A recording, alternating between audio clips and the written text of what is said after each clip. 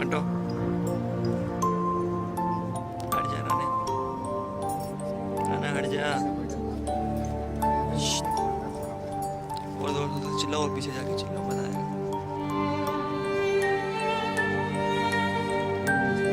हटो हटो।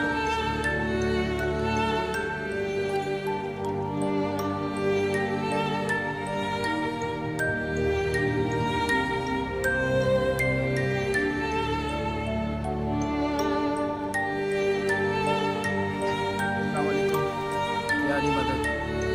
इस वक्त हम जो है हज़रत ख़िज़र अलैहिस्सलाम के जो है वो जहाँ रहते थे, स्टे करते थे इस दरिया के बीच में, वहाँ पर हम इस वक्त आए हुए हैं।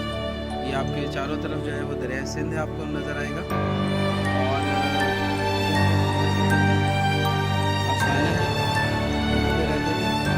और क्योंकि रूढ़ी जो है हिस्ट्री है वो बहुत पुरानी है, और बहुत से हर दौर में जो है लोग आते गए और इबादत करते रहे अपने मज़हब के हिसाब से, अपने अक़ीदे के हिसाब से। और यहाँ जो है उन्होंने डिफरेंट मुख्तलिफ जो है आपको चीज़ें या हवेलियाँ या आपको रोज़े या मज़ारात मिलेंगे जहाँ पे उन्होंने अपनी इबादत की है, चाहे वो हिंदू धर्म हो, चाहे वो मुग़लिया सल्तनत में लोग हों, चाहे